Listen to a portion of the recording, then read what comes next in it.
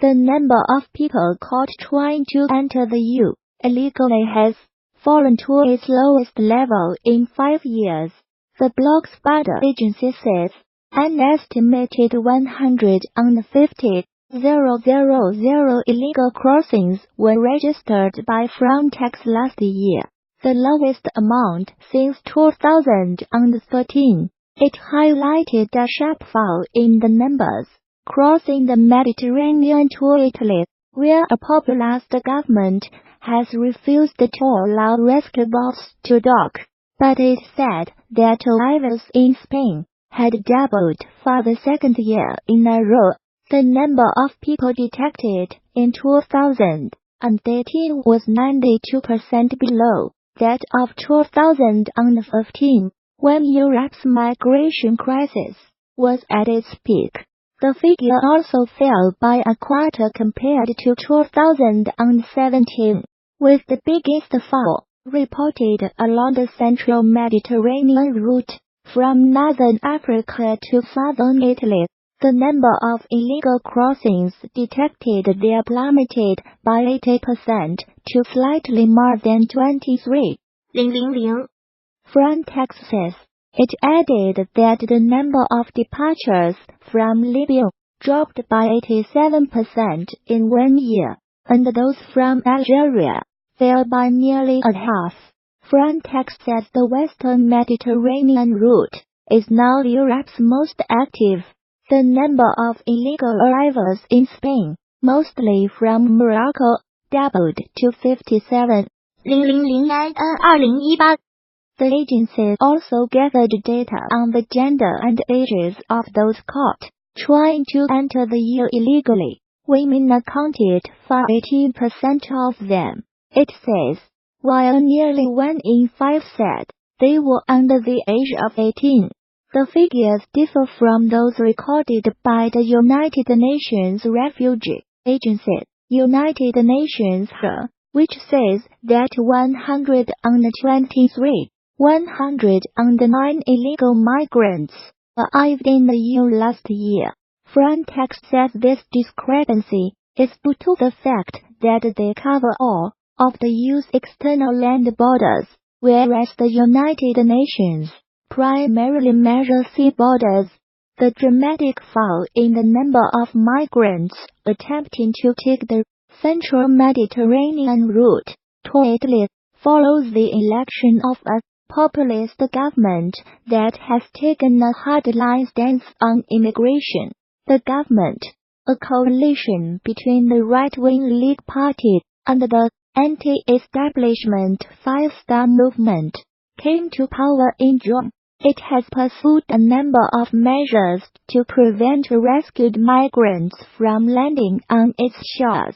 In September, it passed a bill that was intended to make it easier to deport migrants and strip them of Italian citizenship.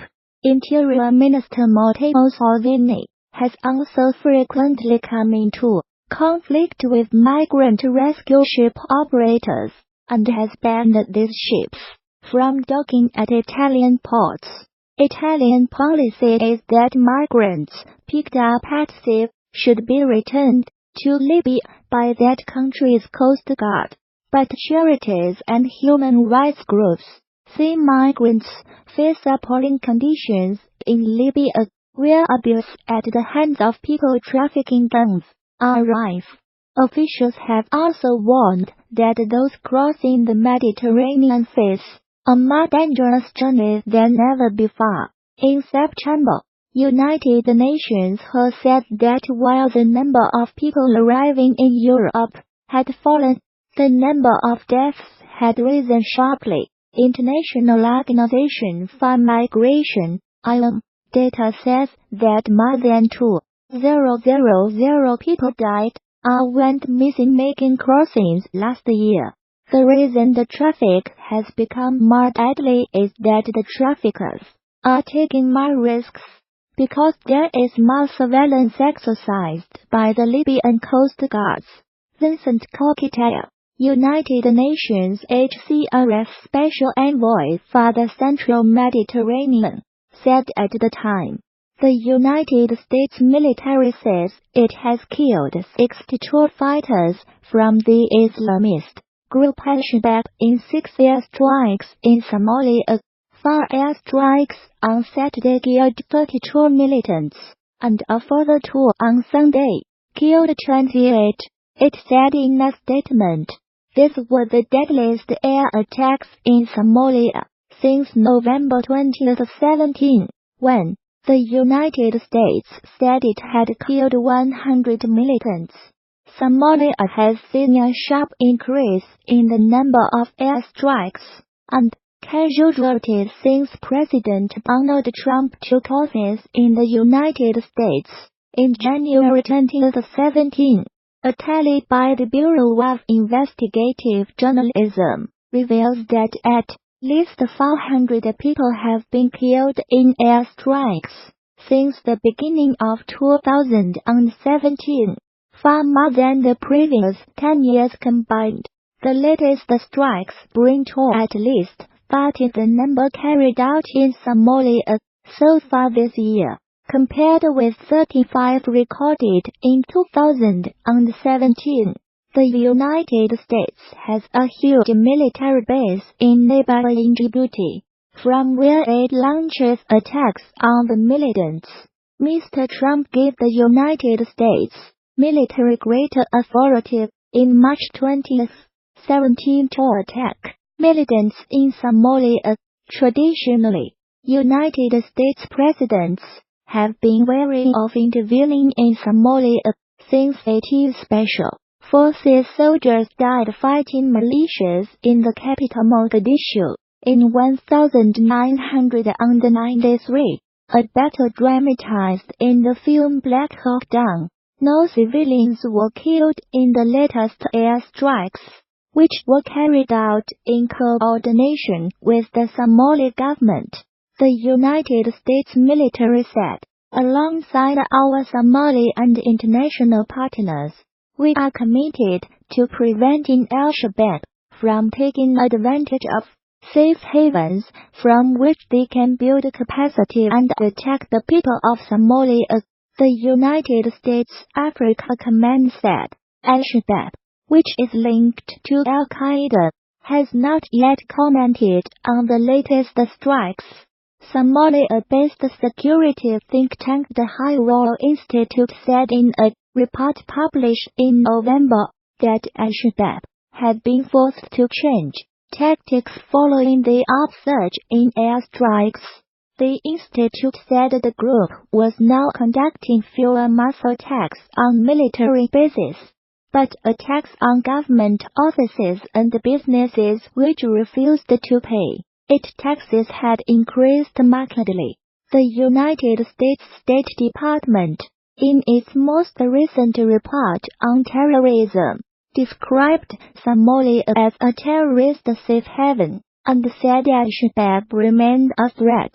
Despite suffering setbacks, the group retained control over large parts of the country, and the ability to carry out high-profile attacks using suicide bombers, explosive devices, mortars, and small arms. The report added, 2 Scandinavian women tourists have been found dead in Morocco, with kids to their necks, the country's interior ministry said.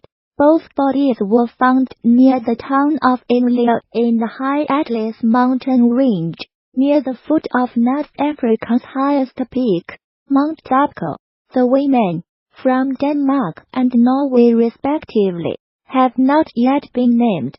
A police investigation has been launched into their deaths.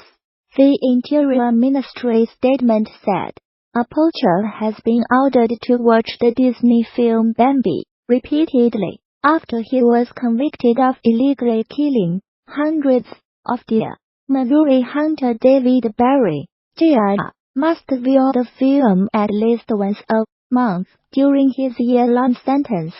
He was arrested in August along with 2 family members for killing the deer, taking their heads and leaving their bodies to rot, prosecutors said.